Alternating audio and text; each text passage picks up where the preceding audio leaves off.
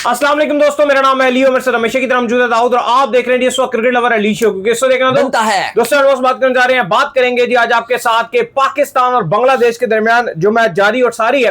अब ऐसा लग रहा है कि उस मैच के अंदर जो चीजें बड़ी मुश्किल होने जा रही हैं और पाकिस्तान के लिए शायद उस टेस्ट मैच के अंदर चीजें मजीद काफी बाकी ना रहे, यानी कि पाकिस्तान जो है वो आस्ता आस्ता शिकस्त की तरफ जो जा रहा है।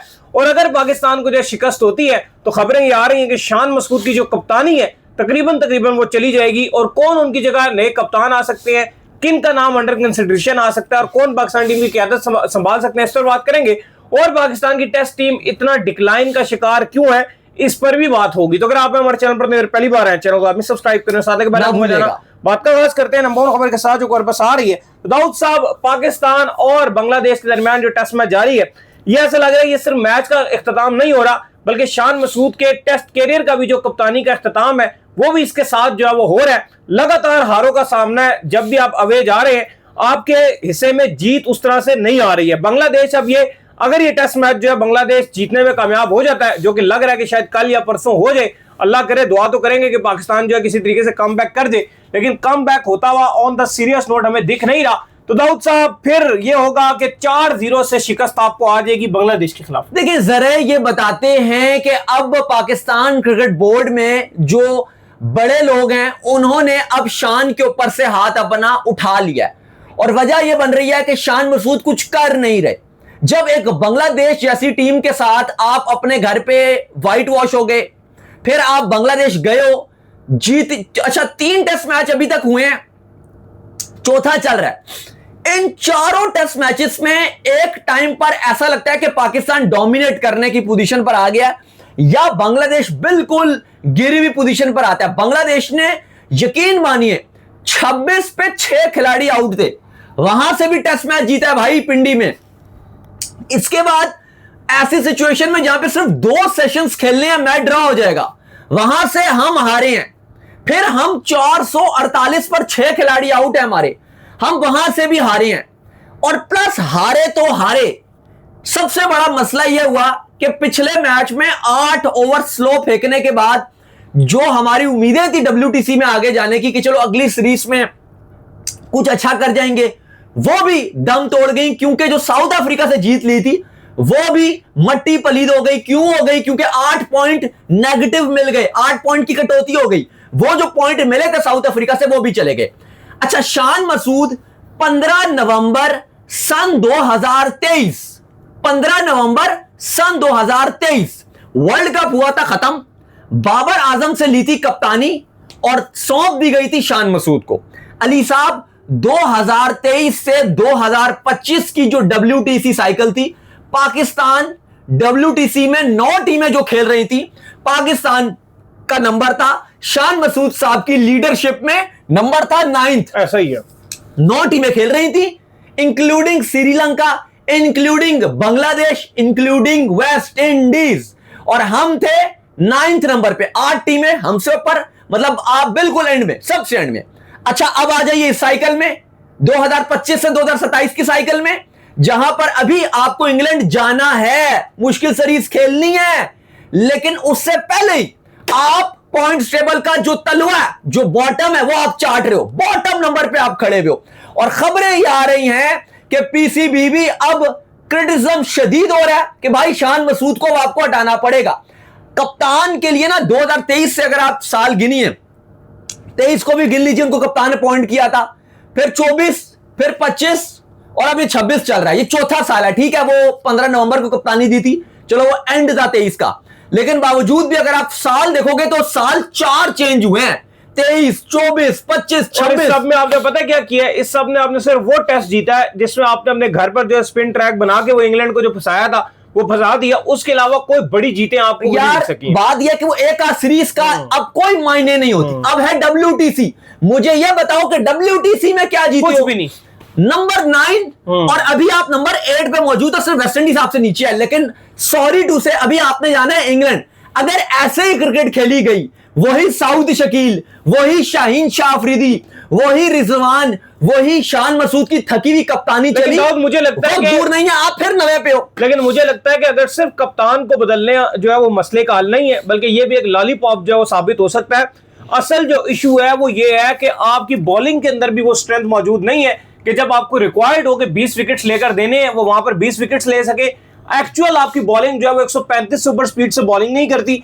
फिर आपके बैट्समैनों का जो सबसे बड़ा इशू है वो ये है कि जब प्रेशराइज सिचुएशन बनी है आपके बैट्समैन चौक हो गए। चलो एक शान मसूद आउट ही होता है ना, उसके अलावा भी चौथी इनिंग के अंदर चाहे फ्लैट विकेट हो, चाहे सीमिंग कंडीशन हो, चाहे स्विंग का विकेट हो, किसी भी विकेट के ऊपर आपके बैट्समैन सरवाइव नहीं कर पाते हैं। जैसे ही जो है वो चौथी इनिंग की बात आती है, चाहे यंगस्टर्स हो, चाहे सीनियर्स हो, चाहे जूनियर्स हो, सारे अपने हाथ खड़े कर देते हैं। अच्छा, आपको ये टोटली एक इंफ्रास्ट्रक्चर जो चेंज करने की जरूरत है कि बॉलर्स आपको टोटली नए लाने पड़ेंगे जो कि 140-50 के आसपास जो है वो बॉलिंग करे, और बैटिंग में जो आपकी डेप्थ है उसको मजीद स्ट्रॉन्ग करना पड़ेगा। और आपको देखना पड़ेगा कि फर्स्ट क्लास में किसके रन है, कौन टेस्ट क्रिकेट को एक्चुअल में इज्जत दे रहा है, कौन जाके 4 डे पे अपने रंग काले करवा रहा है, रगड़े खा रहा है, उनको लाना पड़ेगा। तो आप ये कैसे लाओगे? अब बात यह कि आपको एक कप्तान एक ऐसा लाना पड़ेगा। अब आप जो भी बोलो, लेकिन शान मसूद ऐसा कैप्टन 4 साल में अगर वो पेसर सीमर लाने में कामयाब नहीं रहे, नाकामी हुई है,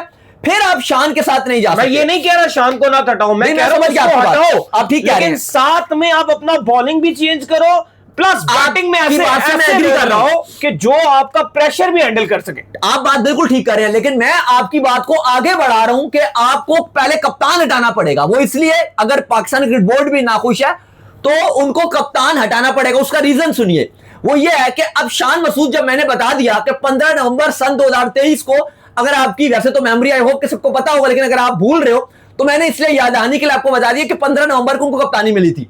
अब 2023 15 नवंबर से आज क्या तारीख है? 17 में शायद होगी। हाँ, 17 में। हाँ, तो बहुत होता है भाई इतना टाइम।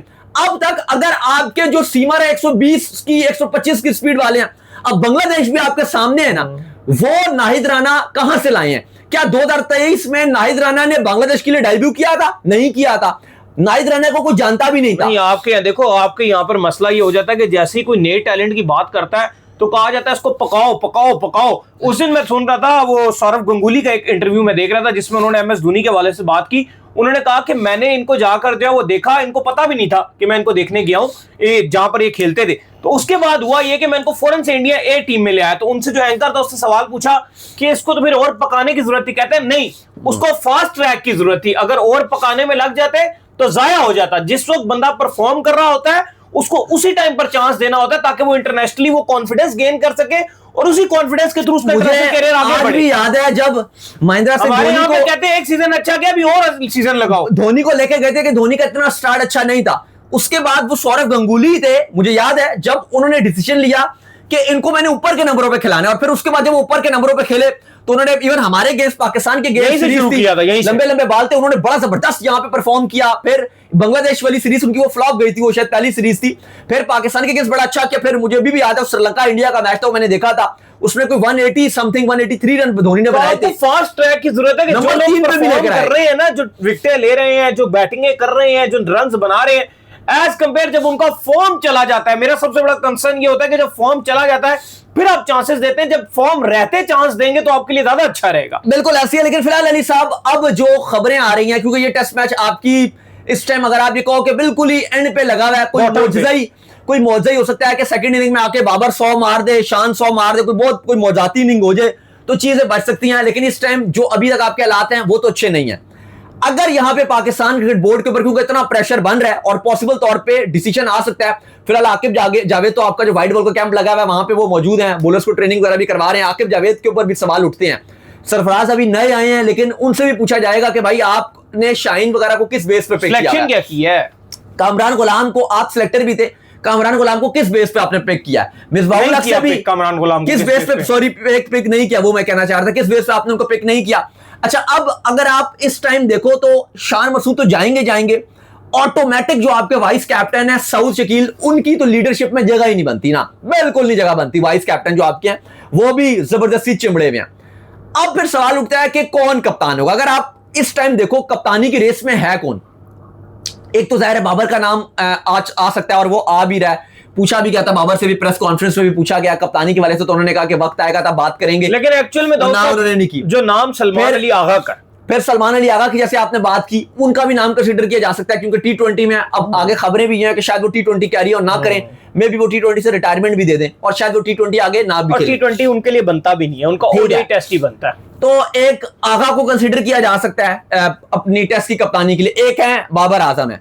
अभी मैं इनसे बात कर रहा था कि अगर कोई नाम, इन्होंने अभी हम दोनों बात कर रहे थे तो उन्होंने कहा कि नाम कौन सा, तो मैंने कहा यार वैसे नाम नहीं, साजिद खान में जैसे दिलेरी दिखाई है, पाकिस्तान में स्पिनर को उस तरह से कप्तान नहीं बनाया जाता। लेकिन अगर आप देखो, आपके सामने एग्जांपल्स मौजूद हैं, न्यूजीलैंड ने डेनियल विटोरी को बनाया था कप्तान, मैंने इनको यही इंडिया ने कहा अनिल कुंबले को बनाया था स्पिन कप्तान। मैंने इनको आगे से यही कहा कि साजिद खान का नहीं पता होता कि भाई अगला टेस्ट खेलेगा या नहीं खेलेगा, और ये साजिद खान और नुमान एक ऐसे मतलब करियर के पॉइंट ऑफ व्यू पे खड़े हुए हैं कि अगर इनको अब एक बार भी ड्रॉप मिला ना, ये तो चलो पाकिस्तान में स्पिन ट्रैक बने तो ये दो भी नाम आपको याद आ गए कि भाई ये दो लोग भी टेस्ट मैच खेलते हैं। जैसे ही इनको अब ड्रॉप किया गया टीम से, दोबारा आपको टेस्ट क्रिकेट में नजर ही नहीं आने वाले। लेकिन इस टाइम जो दो फ्रंट रनर हैं वो अली साहब, एक बाबर आजम नजर आते हैं और एक सलमान अली आगा ज्यादा स्ट्रॉन्ग है, मेरा ख्याल है बाबर दूर ही रहेंगे कप्तान। लेकिन नहीं, अभी अब बाबर से प्रेस कॉन्फ्रेंस में पूछा गया तो उन्होंने कहा कि देखेंगे। पता नहीं वो क्यों कहते हैं, मुझे ये नहीं कभी भी समझ नहीं आई। इतनी अच्छी फॉर्म दोबारा चल पड़ी है, जो फैंस उनके लिए दुआएं मांगते थे, ड्रीम फॉर्म उनकी दोबारा आ गई है, तो वो कप्तानी के लिए मुझे समझ नहीं आती है कि वो क्यों प्रॉपरली मना नहीं कर देते हैं। मुझे ये समझ नहीं आती। ऐसा नहीं है कि बाबर आजम अगर कप्तानी नहीं करना चाहते, क्योंकि अभी भी 2024 में के वर्ल्ड कप के बाद भी उनको ऑफर ही ले ली ना उन्होंने। उनको नहीं, वो तो कप्तानी वो तो मिली ऑब्वियसली। 23 में पहले आप